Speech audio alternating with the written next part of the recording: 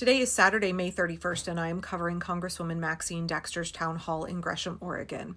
A lot happened at the town hall today, so I'm breaking it up into multiple videos. If you're watching this on YouTube, I'll probably also slap up a compilation of all of the videos together because I get lots of feedback from people that they prefer to see everything all spliced together in one long compilation, and they don't have to go hunt for the separate videos. So I will be sure to do that for y'all. Now, Congresswoman Maxine Dexter is a physician. She's also a freshman member of Congress. She took over Earl Blumenauer's seat in January.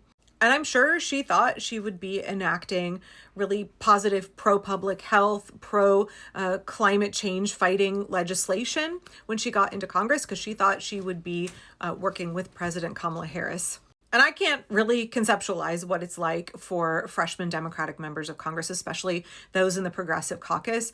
I imagine it is really rough every single day as they are trying to hold the line for democracy. When they are having to sit in committees and sit across the aisle from Republicans who are the party of fascism, and then also have to butt heads with, push back against, be suppressed by establishment corporate Democrats in their own party.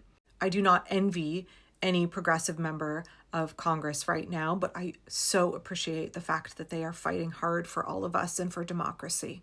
Now, Maxine said a couple of interesting things in her opening remarks that I want to reference here. She said, "Did you know there aren't very many union members in Congress?" And I had not actually thought about that. I got somebody in my comments last night who said that she couldn't run for Congress because she had a GED and no college degree. And I was like, you don't need a high school diploma, and you definitely don't need a college degree to run for Congress. But then I looked it up, and, back in the 40s and 50s, about 50% of the members of the House had a college degree. It's 96% now. And everybody in the Senate, except for one person, has at least a bachelor's degree, and lots of them have advanced degrees, JDs, etc. And when the Congresswoman said there aren't very many union members in Congress, and I was thinking, there aren't very many folks who aren't college educated, but that really shapes what kind of policy gets crafted. Do we really have representatives who represent the majority of Americans? There should be lots of union members in Congress if we want to reflect the communities around this country. There should be lots of members of Congress who do not have a college degree, and definitely who do not have advanced degrees. She also went on to lament how difficult it is to run for Congress, how hard it is to break into the establishment two-party system unless you have a lot of money or you are backed by somebody who does. She spoke out once again about campaign finance reform. One of her big talking points, and one of the things she really advocates for, is campaign finance reform. We need to get money out of politics.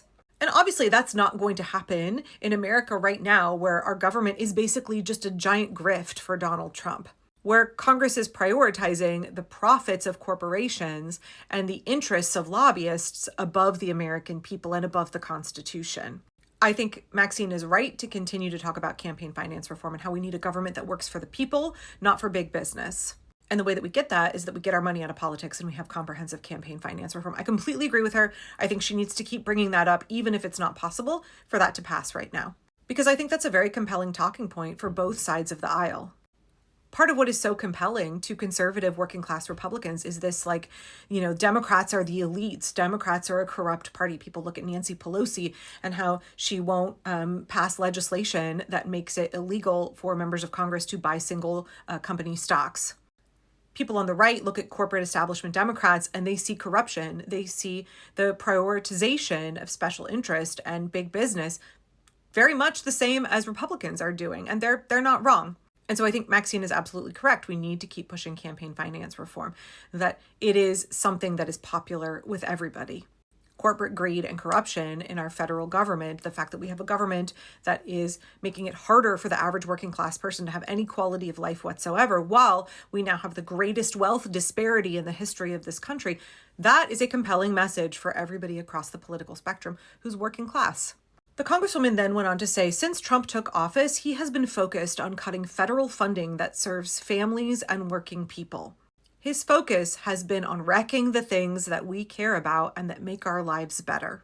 Whether it is our firefighters fighting forest fires, whether it is NOAA doing weather forecasting, whether it is FEMA relief money, whether it is funding for cancer research, whether it is funding for student loans, whether it's funding for our libraries or infrastructure packages, Trump is gutting and wrecking all of the things that make life even marginally better for working class people.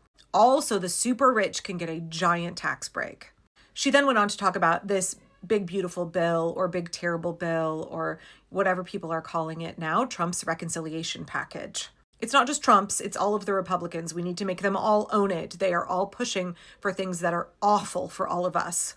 Also, that billionaires can get trillions of dollars in tax cuts, and we're going to raise the debt ceiling $4.3 trillion. That is something that Republicans of not very long ago would have balked at. All of the Republican voters would have said, we need to be the party of small government. We need to be fiscally responsible. And yet we're watching Republicans right now push to raise our debt ceiling $4.3 trillion while our credit rating is being downgraded. So that means we will, as a nation, have to pay more on that debt than we would have previously. Where are Republicans on the party of fiscal responsibility freaking out over that?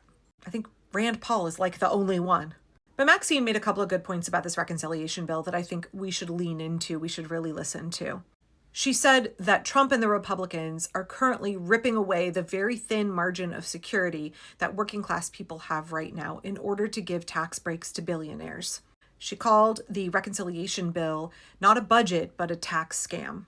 And then she said something that very much echoes my sentiment, which is we don't have to give in to it. We do not need to act like this bill is already law when it is not. We do not need to act like it is an inevitability that Medicare and Medicaid and SNAP benefits are going to be taken away from the most vulnerable members of our society. We do not have to give Trump power that he doesn't have. We do not have to cede the field. We do not have to give up and pretend that all of this is just going to roll on through and there's nothing we can do to stop it. As I have said repeatedly, we don't have to be doomers. Doomerism is self-defeating. Doomerism only helps Trump. And I just loved the way Maxine said, we do not have to give in to this. We have the option and the obligation to fight back against this.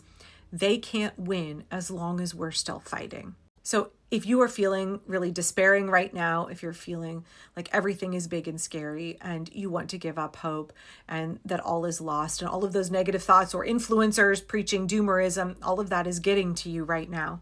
Please understand that that is a tactic of this regime. They want to demoralize you. They want you to lose all hope. And I really want to encourage you to take up that line from Maxine and have that be your self-talk right now. We do not have to give in to this. All hope is not lost. There are millions and millions of people resisting. This is hard work. It's difficult. It's scary. But at the end of this, we get to stop Donald Trump and we get to reinstitute our democracy. And also, we get to have accountability for all of these people. And we get to make an America that is more functional than what we had previously. We get to have the campaign finance reform that Maxine talked about.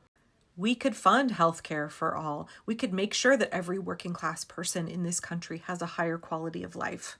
We could make sure that people have healthcare, they have food, they have shelter, they have prosperity. They get to enjoy living in America. They get to enjoy their families and their communities. Like there's I keep saying this over and over again, but like there's no reason we can't all have a high quality of life. And we should be communicating that message. We should absolutely be presenting a better vision for America than the one that Trump is putting forth, a truthful vision, something that is hopeful, but also is something that we absolutely can create. Not only do we need something to hope and plan for, but like we get to do that. We get to create the future that we want. Do not let yourself believe the lie that Donald Trump and the Republicans get to write your future. Do not believe the lie that Donald Trump and the Republicans get to write the future of this country. We don't have to give in to that lie. We need to keep building the movement to restore our democracy, and then we get to decide. We get to craft a future which, as the Congresswoman says, has compassion and human decency at its center. We get to stand together for that future and bring it into being. Okay, I'll be back in a little bit for more on the town hall.